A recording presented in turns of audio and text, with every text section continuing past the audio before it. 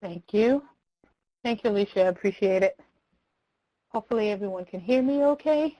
If not, please let someone know. My name is Isa Woldeguiorguis, and I am the Executive Director at the Center for Hope and Healing, Inc.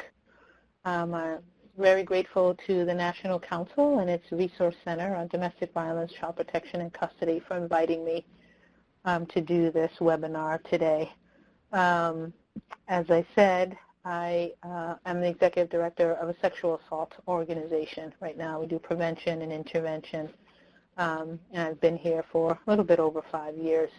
So why am I the one doing this webinar is the question you all want to know. I'm the person doing this because I spent over 25 years in Child Protective Services in first New York City and then in the Massachusetts Department of Social Services as a domestic violence and child welfare advocate. And I see there are a lot of folks from CPS, so shout out to you all. Woo-hoo, good job. Very important work, very difficult work. I began in the late 80s as a child welfare worker on the streets of New York City, and so I understand what it's like to be the person who's asked to go and knock on someone's door and not know what's behind that door or what you're walking into. So I can appreciate the importance and the difficulty of your work. I also want to say in this drop-down that's over the PowerPoint with the person raising their hands, not only are we going to use that for informal and formal polls, if you go there, you will see it has speed up or slow down, which you can use, but it also has laughter and applause. And so I'm hoping to see those quite a lot. You see those emojis, there's laughter, there's applause.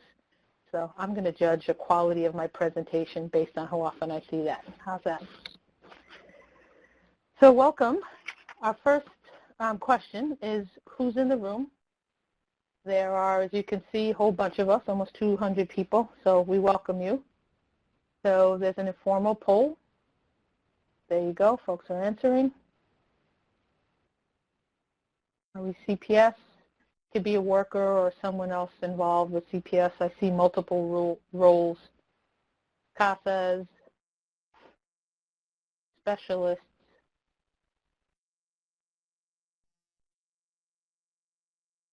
If we're nearly done, it looks like we have almost half the group CPS workers.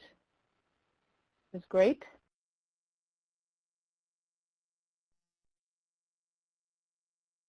I don't know, Alicia, can everyone see that? Okay, poll is closed, so allow, okay. Poll is closed.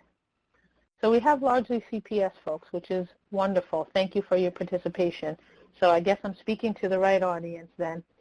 As I said, it's some of the toughest and most important work that I know of, and I've met some of the most amazing people that I've ever met professionally in the child welfare system.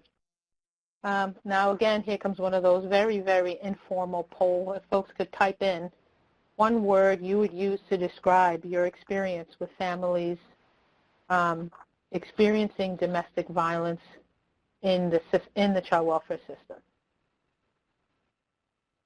One word: exhausting, heartbreaking, sad. Yes, complicated, definitely. Chaos, difficult. Under the microscope, good trauma, heart-wrenching, frustrating, sad, upsetting, challenging, unpredictable, limiting, difficult, sad. I'm glad I asked that question. So we're going to talk at some point later on about vicarious trauma and about the need to take care of ourselves. After working in the system for over 10 years, that was one of the things that I realized that I was experiencing. After seeing frustrating, sad, chaos, difficult, heartbreaking for over a decade, I realized how hopeless I had become, and I realized how sort of jaded I had become. So it speaks to the need, and we're going to talk more about that later on, for self-care and our own healing. So we talked about who's missing, who's in the room. So who's missing? Who else needs to be here to have additional training?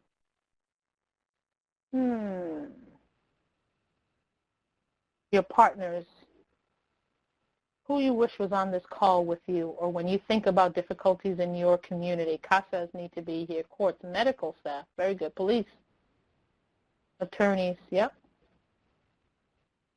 police, security, the voices of victims, physicians, pastors, very good, CASA is here, really good, teachers and judges. So one of the things we know is that this problem is not something that we can solve by ourselves. In the field, we often talk about domestic violence, child welfare organizations, and courts and judges. But the reality is that who's needed to address these issues is way bigger than those three, including the voices of survivors, including folks who work with perpetrators and others.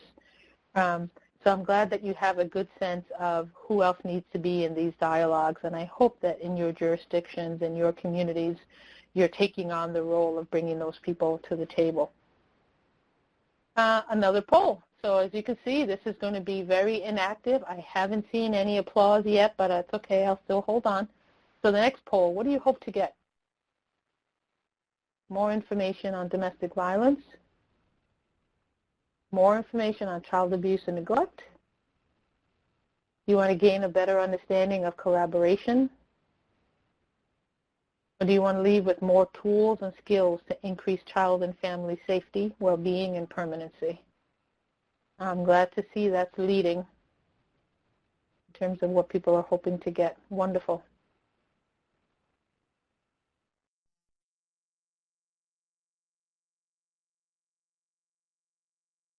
Fantastic.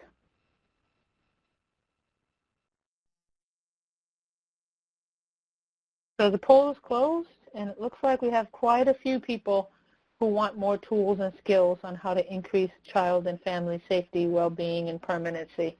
Well, that's great because that's the overarching goal of this webinar.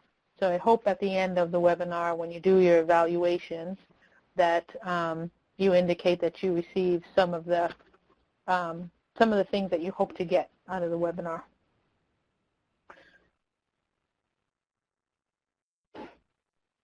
So we're talking in this webinar about domestic violence and child abuse. Child maltreatment also falls in that category.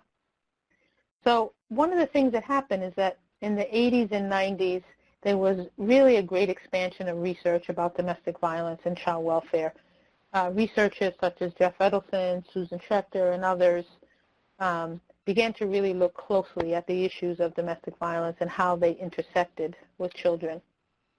The folks, I don't know if you remember, in 1984, there was especially folks who've been in the domestic violence movement, there was a seminal book by Lenore Walker called The Battered Women's Syndrome. And in that book, it talked about the experience of being battered as a woman, focused mostly on women, and also as a mother. And I think from that and from other work came an awareness of domestic violence not just affecting individuals, not just affecting women, but also affecting their children. So the reality is that over 1.5 million women in our country will experience intimate partner violence, and over 3 million children are impacted by that violence, and so are involved with child welfare system and considered neglected. What we see here, it comes from the first stat comes from the National Crime Victims Study, which is pretty much the most comprehensive set of data we know around these issues. And you may see several different sources, but it is safe to use about 50% of the homes where a mother is being battered. The children are also likely to be physically abused or otherwise neglected by the abuser. That's a safe bet. I worked in Massachusetts in the 80s and 90s, and there was one study that found, it studied CPS cases over a 7-month period, every single open case, every single report. And in that study, they found about 32% of the cases included adult domestic violence. and 42% had a goal in the service plan goals of protecting the adult from violence. So this number is pretty sound, pretty safe to use. I'm not sure what folks use in their community, but that's pretty much what folks use standardly, about half of the time. There's also other research that talks about a risk of sexual abuse. Now, batterer isn't a term I like to use a lot. We'll talk about it later.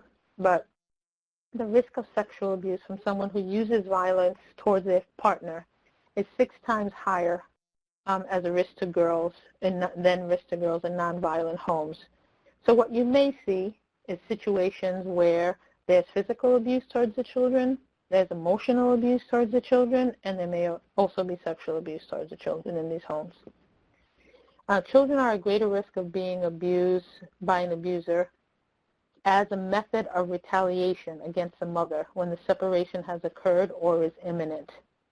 When I worked as a domestic violence specialist in Massachusetts Department of Social Services, we had several cases. I remember one in particular where the children were asked at the end of the school day, the father would come, literally line the children up one by one, sit them at the table, and ask them to report on the mother, what they did, what she did with the children before he came home. Step by step, did they go to the store? What did they buy? Did they see anyone? Did they talk to anyone? Right? So, and if they didn't have the same story, or if one child said they didn't know or wouldn't give any information, they would get abused. They would get spanked and they would get hit. And so that was as much about the control as it was about retaliation towards the mother, as she was trying to gain more independence. Yes, the sexual abuse statistic is astounding, and there's more and more research about that. What do folks think that is, the sexual abuse and the physical abuse, if you would think about that? If you were on the webinar yesterday, one of the things you learned was that domestic violence is about control. Right, exactly. Right, so domestic violence has one primary feature, one primary goal that's reinforced over and over and over again in multiple ways. Control. Right, the purpose, the sole purpose is that the person who was identified as the victim, and in many cases the kids, act, behave, think, speak based on the control of the abusive partner. So when you think about abuse to kids, when you think about sexual abuse, and I work in a sexual assault organization now, it's not a crime of sex, it's a crime of control, it's a crime of dehumanization. So that's what it's about.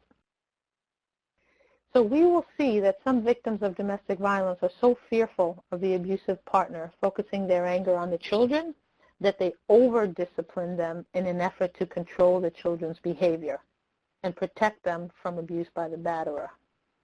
We had cases where literally mom would spank the children before he got home so that they were in control, in check, fearful, and sort of cowering by the time he came home.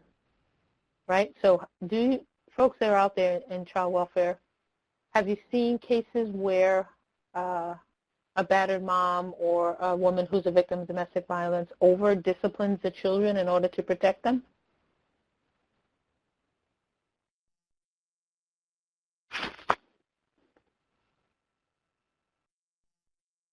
Yes, that's something people sometimes see. What other ways, I've seen it, what other ways might a parent who's being abused in the shelter, people see it, what other ways might a person who's being abused over-discipline their children to protect them? Or what other ways might they try and protect their children?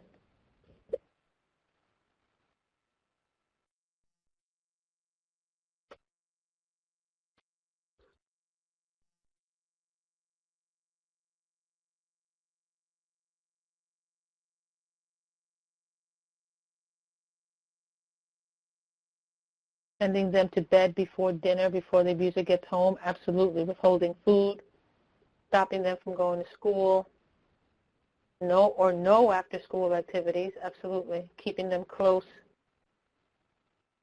they stay home so they can see what's happening with the abuser. Absolutely. Yes, Scott said it very nicely.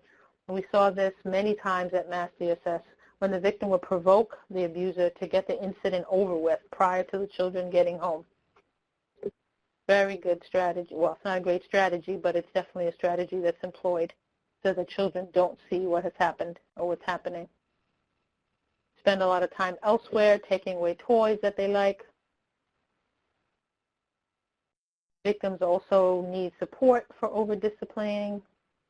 Really, really good point. So you all are seeing just what we saw at Mass DSS, that non-offending parents are very often using multiple strategies to protect their children.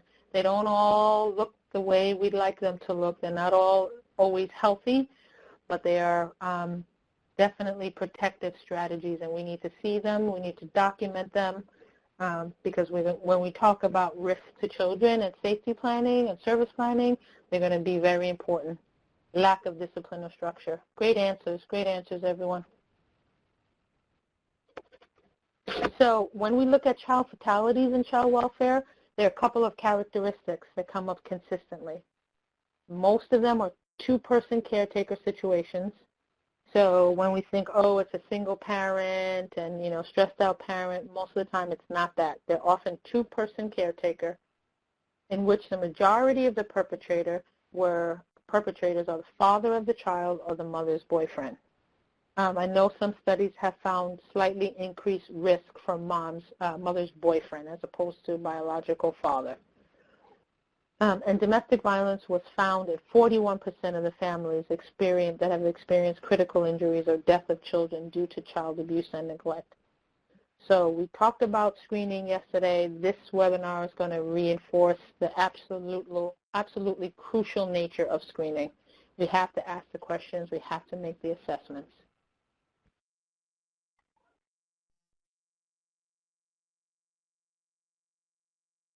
So how do we think domestic violence impacts children?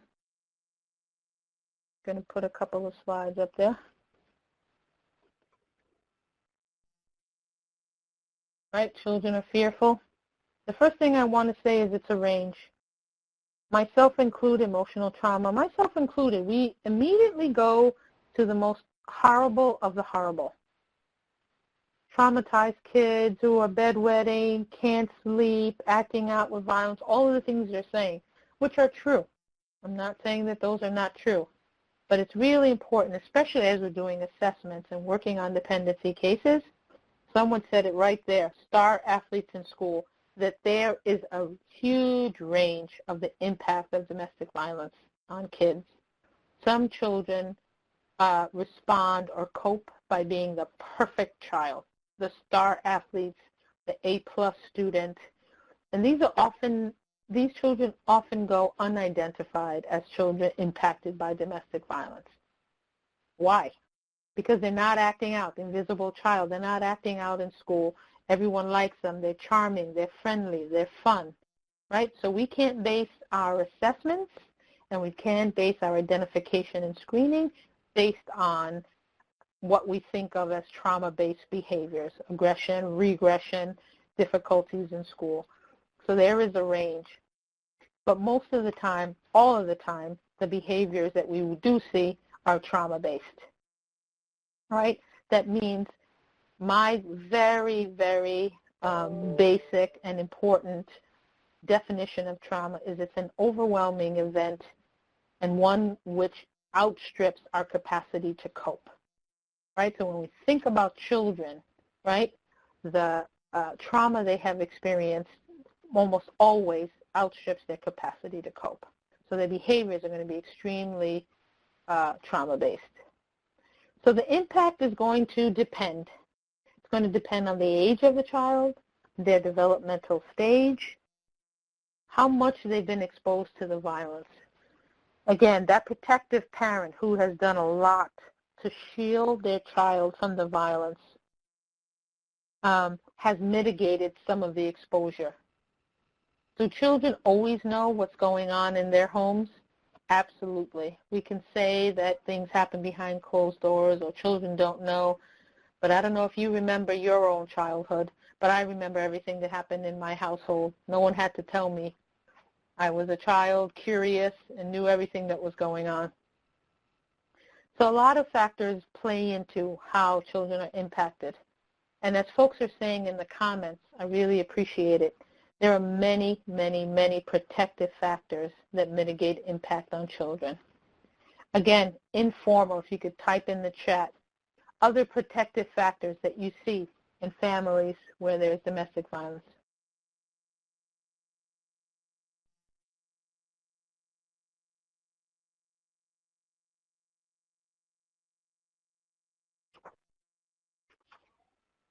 Other protective things.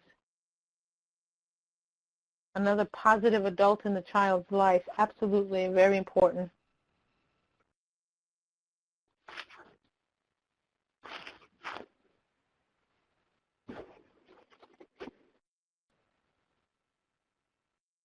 Safety planning.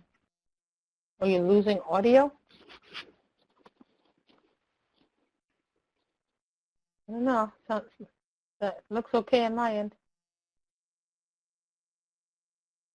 Social networking, older children, persons outside the immediate family. Very, very good points. All of these things contribute to protection for the child. And there may be other things.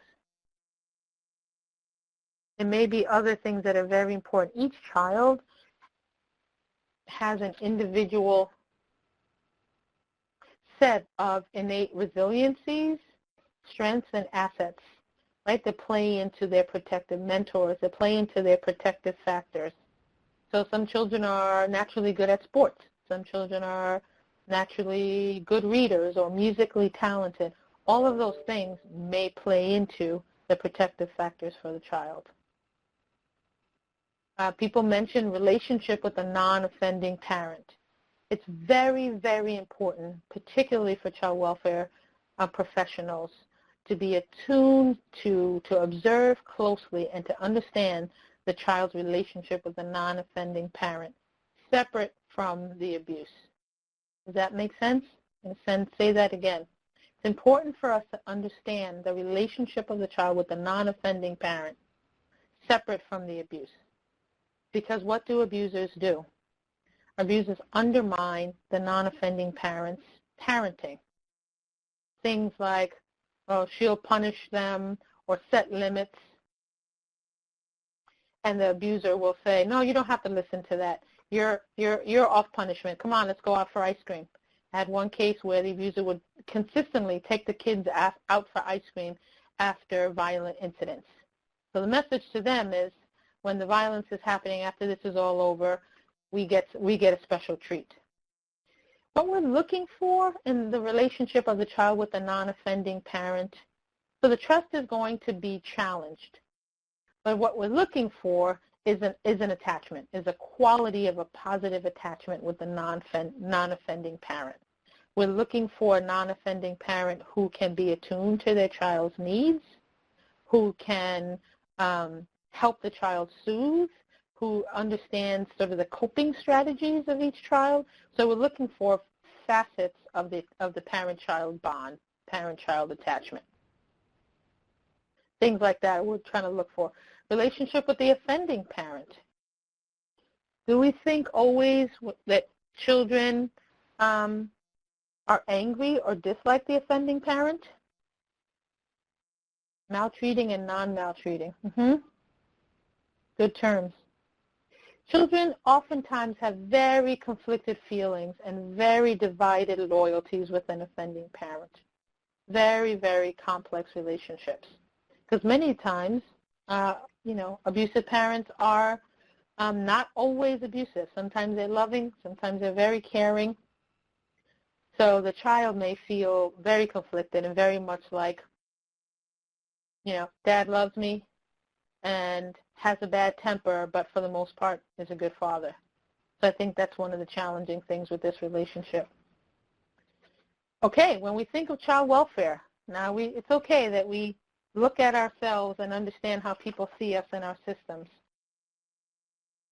When people think of child welfare, I think that's a poll, maybe. There you go. What comes to mind? Maybe not for us that are in the field, but what comes to mind when people think of child welfare?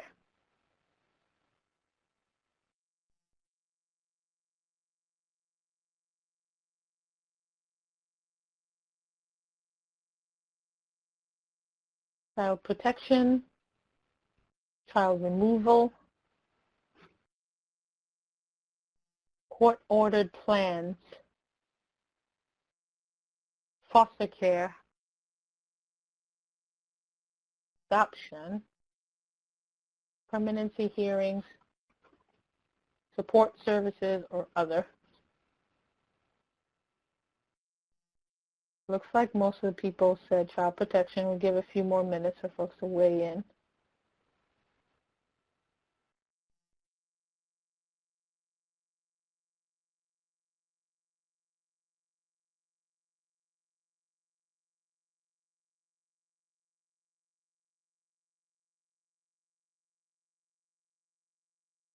Great. It looks like most people think of child protection.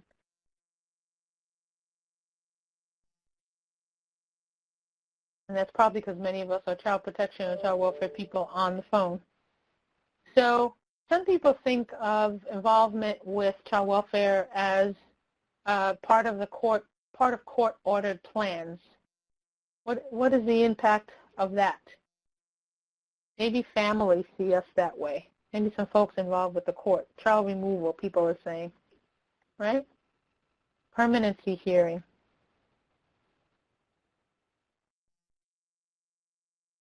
Child protection. What are the differences between the words protection and child welfare? Right? Child protection is many times our state or our jurisdiction statutes that mandate the protection of children. But child welfare speaks to something that is broader. And some people, particularly folks who work in domestic violence and not in other fields, sometimes when they think of child welfare, they think of victim blaming, or they think of failure to protect policies. And some folks say, yeah, protection, child protection usually means removal in cases of domestic violences. How do supportive services relate to protection or prevention? Is supportive services something that child welfare does? Some of what is provided, or at least I hope so, in the context of families' involvement with child welfare. I think, unfortunately, what more than a few people are saying is that when people think of us and people think of child welfare, many times what comes to mind is child removal, right? And child welfare does have a more holistic meaning, but as a system, one of the things for us to become aware of and cognizant of as we work with families and our partners is that there is great fear for families in working with child welfare. And victims of domestic violence are no different. That for many families, even experiencing domestic violence, and I heard this myself as a domestic violence specialist, I had moms tell me, you know what, I'm more afraid of you guys than I am of the abuser. Him, I can manage. Him, I can figure out how to deal with. Bad days, good days, I feel like I have some control over what's going to happen, even if it's, as we said earlier, provoking an incident so that I get it over with. But a system that has the ability to separate children from their families, sometimes permanently, and terminate their rights, as Deborah was saying, is a system with a lot of power that families often fear. Right? So they think of us that way. And I put this in there for two reasons. One, to understand that as we engage in this work with families. And I did this myself, particularly when I was a younger worker, right? I had this approach to families as, hey, I'm here from Child Protection and I'm here to help. It's kind of like folks from government saying, hey, we're from the government and we're here to help. It's more often than not met with fear. And that had nothing to do with me as a person or as a worker, but it had everything to do with the with the system that I worked in and the views and stereotypes of that system. Not always true, but sometimes true. So that's a challenge when we're going to engage. And the second part is that our collaborators and our partners sometimes feel that way about us, right? So if we're partnering with a domestic violence agency, they may have that fear about us, that we're victim blaming or that we're about removing children. So it's very important to understand those, right? To really understand what we're doing and how people are responding to us as a system. I agree with your point as well, Scott, that there has been a paradigm shift in many child protection and child welfare systems. But I think our challenge is that as a system, and I've worked in it for more than 20 years, we have a bit of a pendulum effect. We swing one way, and at times we swing back. We swing towards family involvement, family-centered practice, prevention, and then sometimes we swing back the other way towards more punitive protection, remove first and think later. So it's those kinds of things that we have to understand when other systems are dealing with us as well. Does that make sense? What happens when we think of child welfare? So what child welfare really is?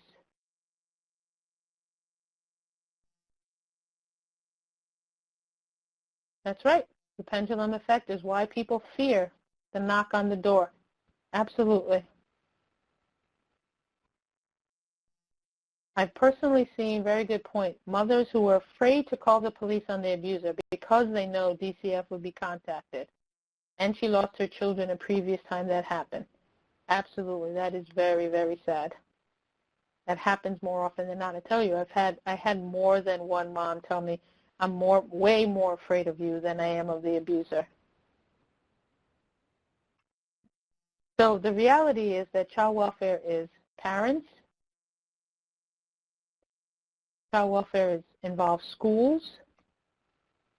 Yes, it does involve domestic violence agencies, relatives, law enforcement, courts, other nonprofits, legislators, businesses, healthcare, neighbors, faith-based organizations, right? So all of these, in some ways and more, make up the real child welfare system, right? Because we alone, and I speak from the perspective of child welfare, cannot keep anyone safe. No child, no family, right? We can't do it on our own. We need partnership of schools, family members, communities. It's very, very, very important. It's part of our work. And I think when we get into trouble is when we try to go at this alone. Every worker, I must have consulted on hundreds of cases as a domestic violence specialist in child welfare. And that's the one thing I would talk to workers about over and over again. Don't do this alone. Work with your domestic violence agency, work with the school, work with the therapist, whoever you have out there in the professional community that will work with you. That should be your partner with the family. Don't go at this alone. So what entities do we work with that comprise the child welfare system?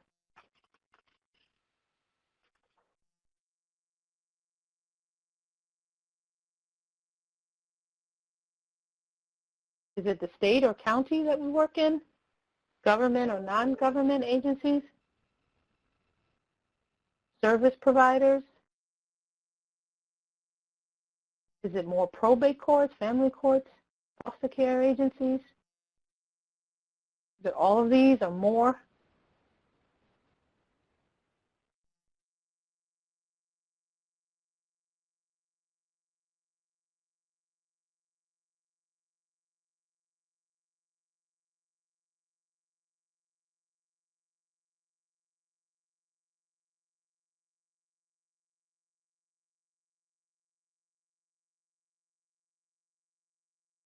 Really good.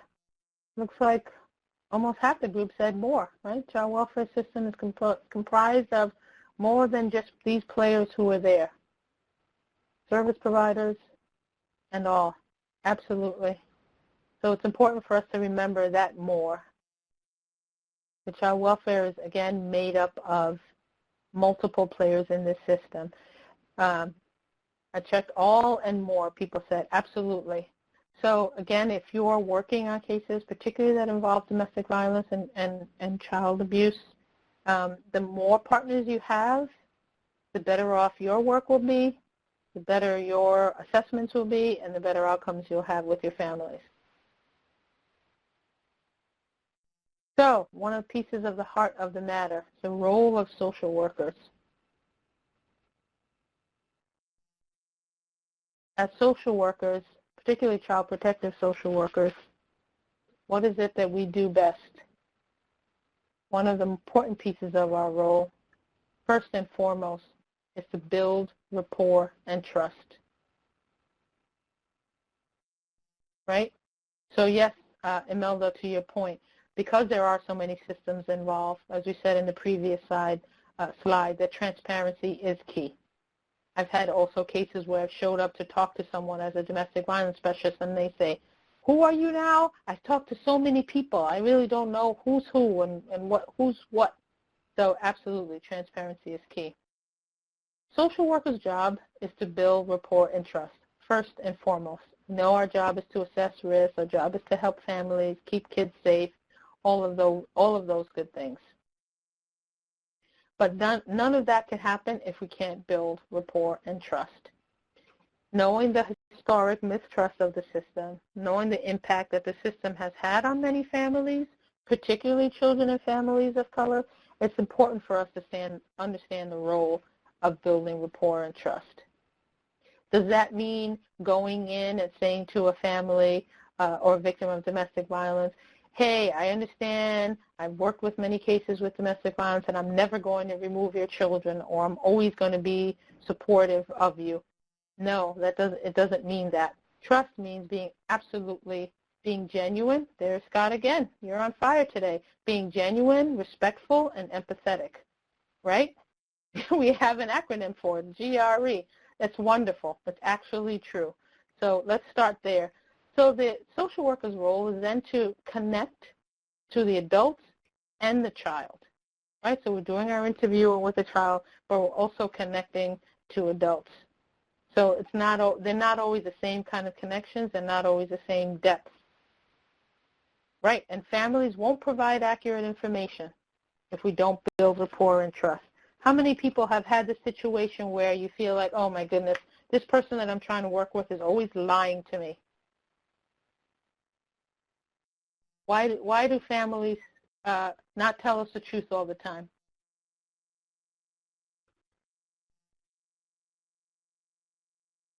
Yeah, scared, fear of what will happen, fear, afraid. Absolutely, they're scared. They feel we can handle it. Previous experience with the department, absolutely. So rather than understanding or seeing every time someone is dishonest with us, seeing it as, and I've heard this many times, walking around area offices, oh, this person, they always lie, they just don't get it, you can't trust them. Really to understand it as a coping strategy, to understand it as fear, not trusting the system because of past experiences. And so it's a call for us as social workers to work on our building trust with that family, to work harder at it. Safety planning. The role of social workers is not just to create service plans and to connect people to services and what they should do, but to genuinely sit with someone and do a safety plan. A safety plan is different from a service plan. We're going to talk a little bit more than that. And it's a process. It's not just a written document, but it's a process of talking with someone about what keeps them safer in their life. Just want to speak to some of the comments here. Really, really good comments. More people in the job need to think of themselves as social workers and less as government workers. Don't be cynical and intimidating. It's not always easy, but let's be genuine and pour our heart into this job. When we hear family is resistant, we always ask them about the foundational building blocks. Go back to understanding why they're fearful and resistant, building rapport. Really, really good comments. And that's where you get the safety planning in there. That's where you begin to have a conversation about, the kinds of conversation. I used to do this all the time. Okay, the last incident that happened, what did you do? How did you keep yourself safe and keep your kids safe? Because you're here, you survived it, so what did you do? Safety planning begins there. It begins with what a person naturally does to keep themselves and their kids safe, and then taking it from there to future ideas. It's a conversation. It's planning like you're planning a trip almost. What would we do next? Then where would you go? Okay, then what do you want to do? So it's really conversational, and it's really based in trust, because no one's going to tell you their plan for the future or what they would do if they don't trust you. The role of social workers is to have direct and honest, there's that GRE again, right? Genuine communication and direct communication. Not beating around the bush. If you have a report and you have concerns, or you have a provider who's saying, hey, this is the situation, being able to communicate as directly as possible with that person. To be able to say, I'm concerned about you and I'm concerned about your kids. Right? So that direct communication, and to say, hey, we tried this last time, it doesn't seem to be working, and I don't think we can go down this path again. So direct communication. Someone is saying it's important not to expect a safety plan to be written down. I hope folks understand that point. It's a very important point. Right? Safety plans are not necessarily written documents, and very good reason why they wouldn't be written down, correct? Because they may be found, they may be read, and it could mean someone's life or their children's life if a safety plan is exposed. Connecting people to local programs and community resources. I remember we had a case in Massachusetts where a woman was killed, and actually one of her children, she had 3 children, one child was killed, and literally her house was about 4 doors down from a domestic violence program. 4 houses away, and she did not know that program was there, never accessed it, never used it, and ended up being murdered by her partner and losing one of her children right there.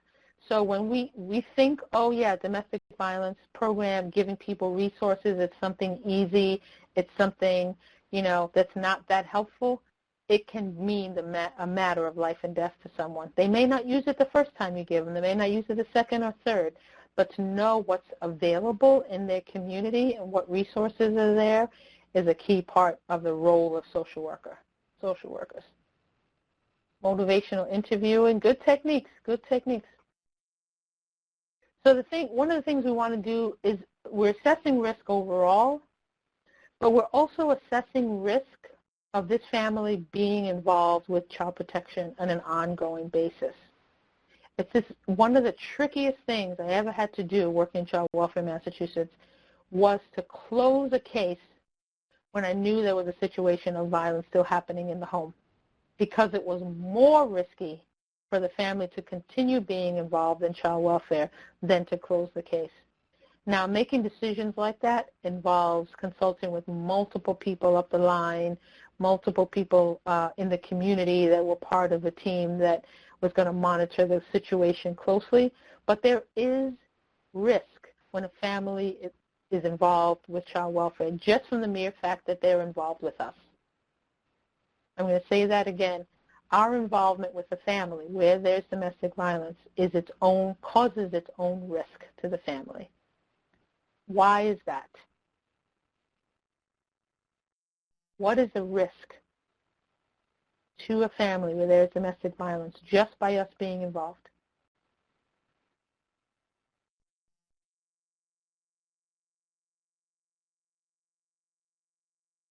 Right, violence can, there you go. Kim hit it. Absolutely. Right? The secret is out. Good points. Very, very good. Stress of losing kids. It's one of the riskiest times for survivors when they're planning to leave. But our involvement can escalate the violence and often the role of social workers, a very, very important role of social workers. And everything people were saying sounded great. Good now. Thank you for your affirmation, everyone. That's interesting to echo. Funny to see people's comments. So assessing risk to children, a very important role of social workers. Building rapport, providing resources, all of those things are quite important. But assessing risk in some ways is kind of one of the hearts of the matter. So one of the things we have to do is a detailed review of the trauma. We have to get information about exactly what happened, the frequency, chronicity. So we want to ask questions like, when was the last incident of violence? When was the most severe incident of violence? Right? How often are incidents happening? Right? So we have to ask questions about the details of the violence, which can be very challenging. Very challenging for someone to say. We want, right, has the violence utilized weapons? We want to understand if it's violence definitely to the parent, starting with the parent. So we want to find out about current symptoms. What is the parent experiencing? What is the adult non-offending parent experiencing? Then what are the children experiencing? Right, triggers, duration, good questions. You all are good assessors. We want to understand developmental history. This is something we do as child welfare workers all the time anyway. Was the birth of the child without problems? Did they meet developmental milestones? How are they doing? Those kinds of general questions. Because domestic violence is going to impact children's development, as we said earlier. So we want to understand the developmental history. Sometimes we do know a child is at risk, but we're not able to obtain the information. Absolutely. So the other thing we want to understand are the reactions of the adult victim and the alleged perpetrator on the child's experience and symptoms. When we talk to the abuser about what their child are experiencing, how do they respond? One of the things that we know is happening with work around engaging men who have used violence is that their experience as fathers has proven to be transformational in them developing empathy for their partner. So many times a man doesn't have empathy for the person he's abusing, his partner, but he does have a fair amount of empathy for his children. And if that's missing, I think then that indicates another level of risk. So that last piece particularly was very important work that was developed right here in Boston at Boston Medical Center by Betsy Groves, Liz Roberts, and Max Weinreb. So very important. I see people are adding other things they use in assessing the risk to children, other factors they consider. So please continue to add to that list. Family history of violence.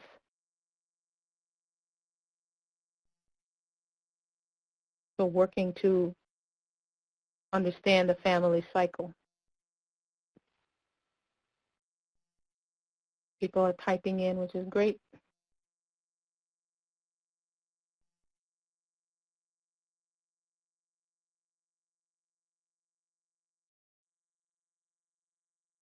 So what's missing from this list? People are saying a lot of things, but I purposely left one thing out in assessing impact and risk to children. What's missing? One of those informal polls. What's missing?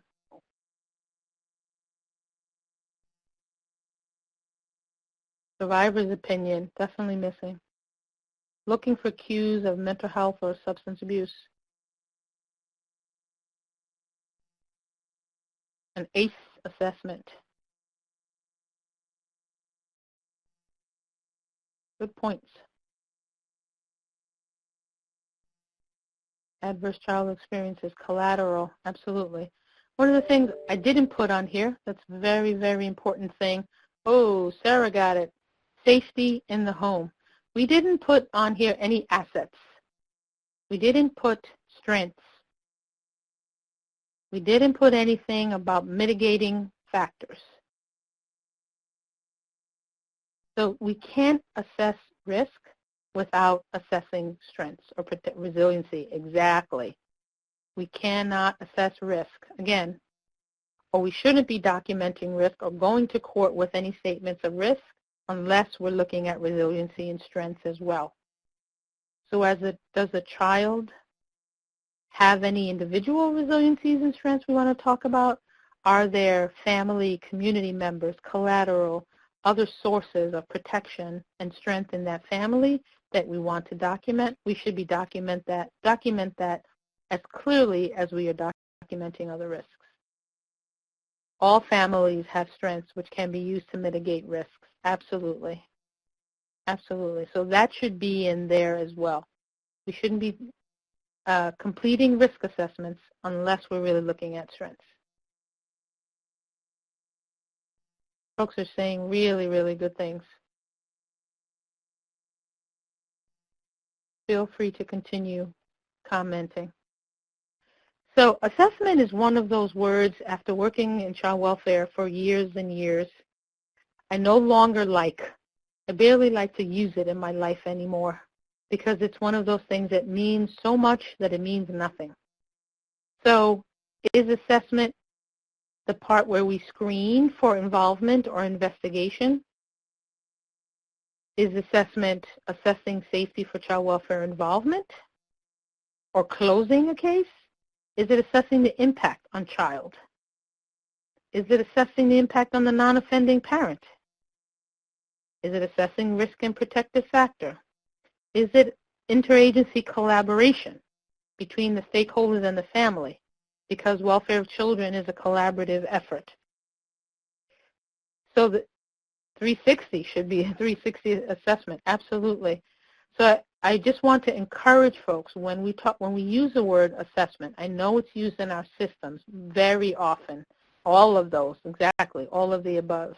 We do all of those things, but it's very important to understand when we're working with situations where domestic violence, our first and foremost assessment is really about family safety. Whether it's safer to be involved with child welfare or not, what are the plans that can be made with the child and family to increase safety? Given all the relevant information, as you're saying, Kim, from other sources, right, given all the facts we have, that's kind of what we're using to encapsulate the word assessment. But let's not overuse it, right? So when assessment is in Massachusetts, we literally had assessment was a phase. So first you had the screening, then we had an investigation, which was, I think, 5 days long. Then we had an assessment phase that was 45 days. And after that, it was decided whether the family should remain involved for ongoing or not. So the assessment was used as this whole comprehensive phase. So it's important for us to be clear about what we're assessing, who we're assessing, and why. And when I used to train at the department all the time, I used to say, an assessment is only as good as the outcome of services and supports that the family receives afterwards. That's the primary purpose of an assessment, not just to write down what we found and a bunch of positive and negatives about the family. It should guide us towards services, supports, safety planning, and things like that. That make sense? So I write beyond a word. It's more than just a word, although it's used quite often in our system.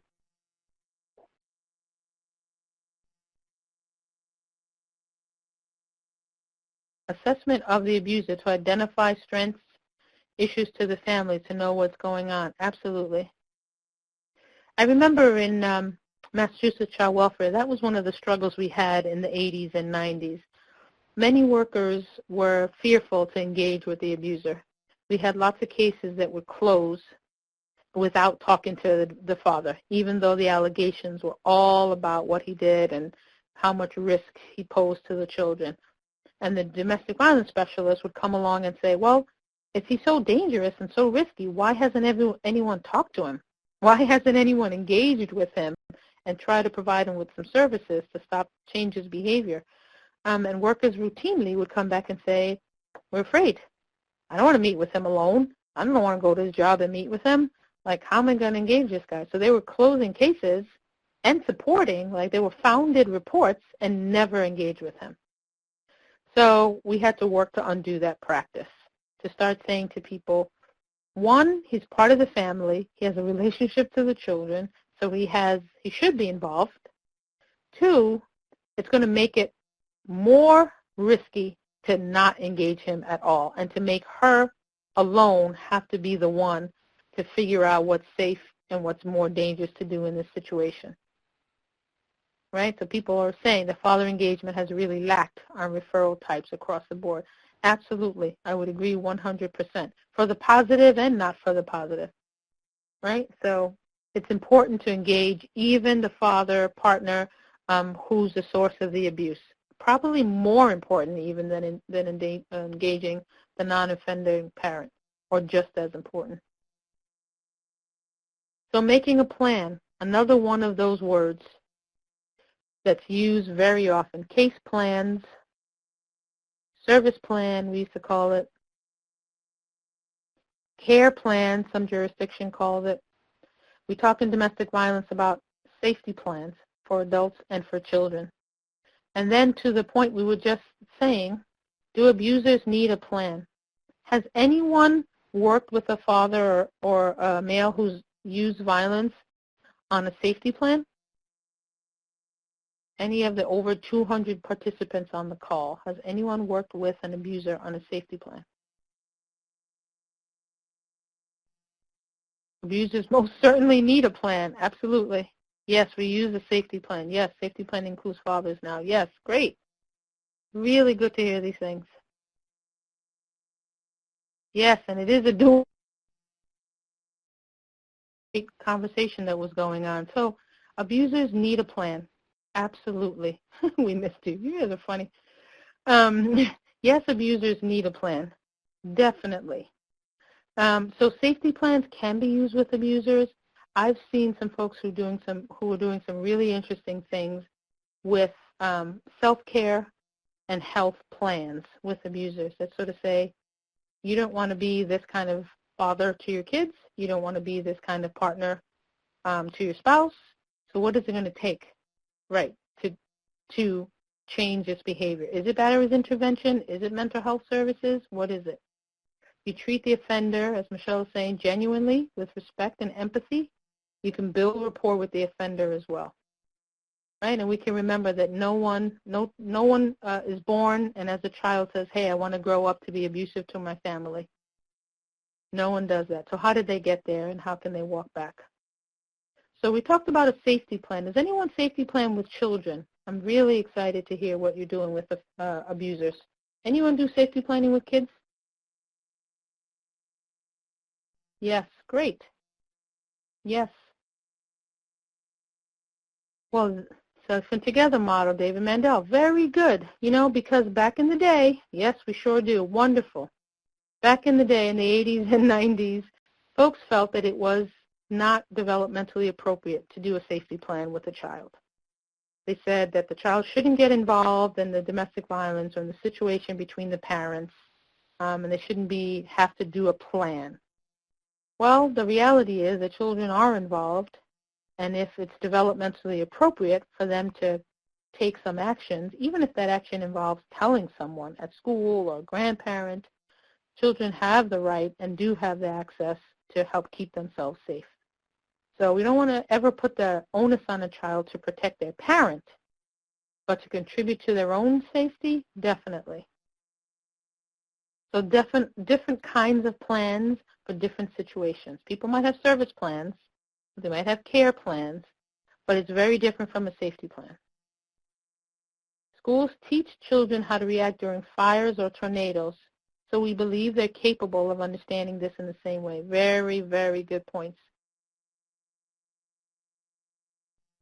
I wanted to take a moment to talk about culturally competent practice.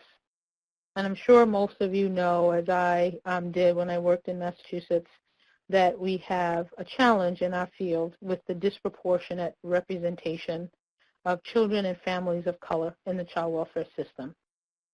And that disproportionality looks like different rates of coming into the system, different rates of being found or having those cases supported, different rates of placement in care, and then different long-term outcomes that most of our states in the jurisdiction, in every jurisdiction across the country, have this issue to one degree or another. So I know it's something that we're all grappling with. So it's important for us to understand that in the context of domestic violence and sexual assault, that they cut across all communities and all cultures, but understand that it may look different and the impact may vary depending on economic status, race, living situation, all of those factors. So it's important for us to increase and improve our systemic ability and our individual ability as workers to do culturally competent practice. One thing to do first is to understand the disproportionality in your jurisdiction. Who are the communities that are most impacted? Is it Latinos? Is it African Americans? Is it Native Americans? So each child welfare system is required to keep that data. They report it out to NCANs and other sources on the federal level. So someone in your agency holds that information about the racial and ethnic makeup of in your child welfare system. So understand that. And many times it's some of the communities that are the smallest. You think, oh, we only have a small population of Native people in our community. Many times that's where the disproportionality is. That those folks, even though they represent the smallest percentage of the population, they represent a large number of folks who are have poor outcomes. As good practitioners, we have to continually work on our own blind spots and biases, I call them. We all have them. It's important to us that we not inflict our own biases on the people we work with. In northern Minnesota, I did know that, Donald, Native Americans, definitely. So it's important that we work on our own biases and our own blind spots. And then thirdly, we want to build relationships with culturally specific partners. Don't ask your clients to teach you about their culture. I know it sounds like, oh, yes, I want to know you. Please tell me more about your culture. They shouldn't be the first person that you ask. Find folks from that community, whether on your personal time or your work time. Build relationships with people from the community you're trying to understand, separate from your clients, because there's such a power difference there. There's fear, there's historic mistrust, all the things we've been talking about. There's domestic violence. Then to go and ask that person on top of it all, what's it like to be an undocumented Latina in your community who's experiencing domestic violence? Not helpful, right? Not helpful. So what we want to do is really build relationships outside of the folks we're serving. Same with safety planning. Safety planning must be culturally appropriate. No audio again? Hello. We have audio. Okay, I still have audio. Whew, scared me. So safety planning, we can say go to shelter, or we can say, hey, when things get rough, go to a hotel for the weekend. For some of the families you work with, that might be doable, very doable. They can pick up at a moment's notice and go to the hotel for the weekend, even if it's a Holiday Inn. But other folks are not going to be able to do that and would never do that, actually, culturally. Hello. Would never go to. You still have audio. Hello. Continue. Still have audio. Okay, great. So safety plans have to be culturally appropriate. And sometimes that might mean, for some people, it means going to church. It may mean praying. It may be doing spiritual practices that are very different from yours, right? So what folks use to cope and to keep themselves safe is not something that we need to kind of judge, but it's something that we need to understand and work with. So a safety plan has to be culturally appropriate to the folks you're working with. And understand some of the unique risks and protective factors of different cultures. I remember when I first started in child welfare, again, long time ago, cupping and coining was something that was reportable. So Southeast Asian cultures that do for bad colds and for a variety of things warm up and place hot coins on their children in various locations, or hot cups. When I began in child welfare, that was something that people filed on, and that was something that we were told could be supported and indicated as child abuse. So over time, people began to understand that it was a medicinal practice, it was a culturally appropriate practice that was actually effective for children. So over time, I think we began to understand culturally relevant protective factors different. But until then, it's important for us to explore them more deeply and understand them. Not just sort of say, oh, this is just not a helpful practice. Anything else people do for culturally competent practice when there's situations of domestic violence? I know shelter is a biggie, particularly many women of color, folks who don't speak or speak languages other than English. Going to shelter is just not something people do or want to do.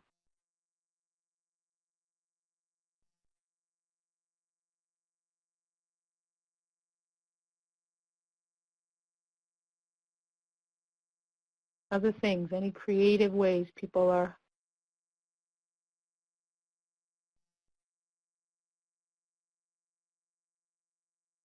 Eye contact, that's a really good point. Some cultures, you're not to look someone in the eye, right? Especially if you're doing a relationship, or trying to build a relationship with someone who's used violence, an abuser. You're a female, he's a male from another culture, and you're sort of going in the way we are taught to do, right? Shake hands, make eye contact, Mr. So-and-so, right? But in some cultures, that's not respectful at all. Taking your shoes off when you go to folks' homes. Sometimes it can be very small things, but they're very important to consider. Impact of leaving your partner. In some cultures, just leaving, period, is not acceptable. Great points. So I wanted to wrap up the webinar really talking about best practices. You all are extremely knowledgeable. What you've had to say on this on the chat today has been incredible in terms of your knowledge and your practices. We wanted to really sort of wrap up with thinking about what are some of the best practices across the country for domestic violence situations and child welfare.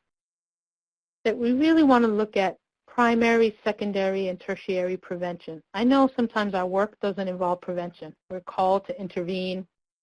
We're called to address risk. But it's important that in our systems, it may not be us, but in our systems that some form of prevention is happening, right? Some form of education around domestic violence and child welfare is happening. Program evaluation, definitely important to happen. Absolutely. Another best practice that's happening, and folks mentioned it earlier, is family-centered practice, right? So many jurisdictions, there are differential response models. There are family-centered practice models that talk about the families as the best experts in their lives and the best source of information about how to keep children safe. So to the extent that those are being utilized in your jurisdiction, trauma-informed care as well, I think those are really important best practices. So that bad word that I don't like so much, assessment, in some areas, it's a process of continuous assessment. It's not a one-time deal. It's not a phase in the case life. It's an ongoing process, an iterative process with the family of understanding the risks, the safety and protective factors, the resiliency factors, what's going on with that child and family functioning, and what kinds of trauma may be underlying what's going on. So this continuous process of assessing risk. And it's going to get better the stronger relationship and rapport you have with that individual family. Absolutely. Because the more you know, the more they will tell you, the better relationship you have, the more you'll be able to do those ongoing assessments. And again, ultimately, our focus is on child safety, it's on permanency and well-being of children at home, should say at home as well as in care. I like to put that in there because I think sometimes removals do happen and have to happen, and placements in foster care do have to happen in situations where there's domestic violence. But if we're thinking of permanency and well-being, we're also thinking about ways to keep children, to bring children home from foster care, right, and to keep them safe and with permanent, loving people in their lives. Kai, people are liking your comment. We're always assessing because things can and do change almost sporadically. Okay, I don't know about any of you all on the call, but I know my life changes from day to day and moment by moment with kids, with cars breaking down, with work. So all of our lives, not just the families we work with, but you're right, all of our lives change from moment to moment.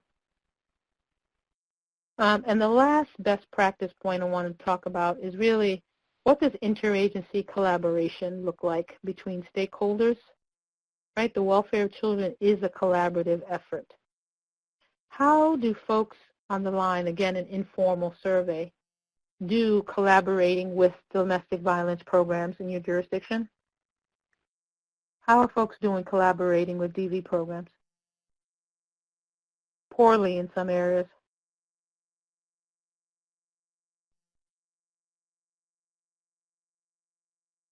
Great in some areas. Not too committed. Co-located advocates, yep, good model. That's what I was back in the day. It definitely has its upsides. Could do better. Some areas would welcome that collaborative effort, ongoing meetings, collaborative. Great, co-location is happening. DV shelters are hesitant to provide information due to confidentiality.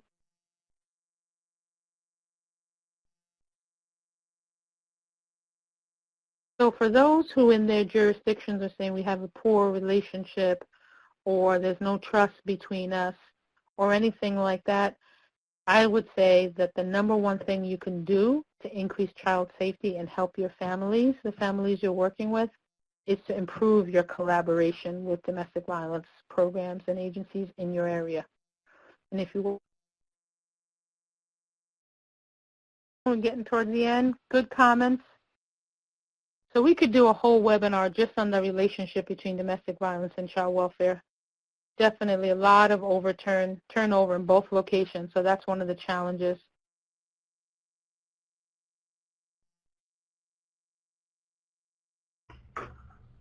Thanks for your comments, Debbie, appreciate it.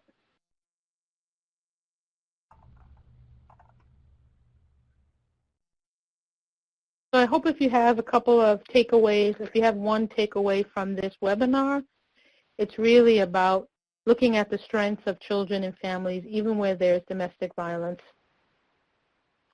and collaborating on your local communities, in your local communities with domestic violence and child welfare organizations to serve children and families better, definitely.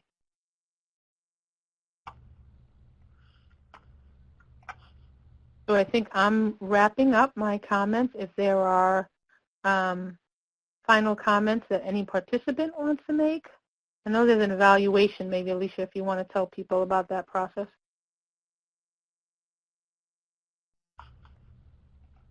All right. So any questions you have, you can enter into the chat box. And we'll give just a couple of minutes for people to type in any last comments.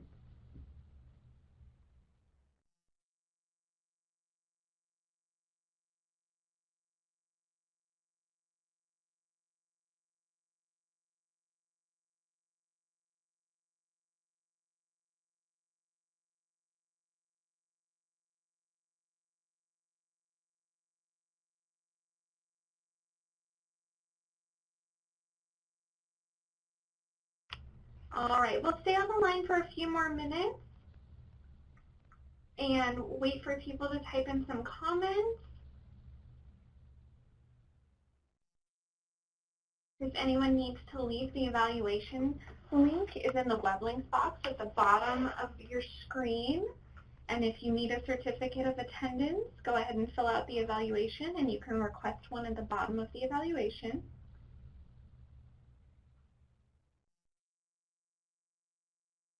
And the webinar is being recorded, and all 3 in the series will be posted to the Resource Center website shortly after the conclusion of the 3rd webinar, and we will send out a notice to all registrants when they are available.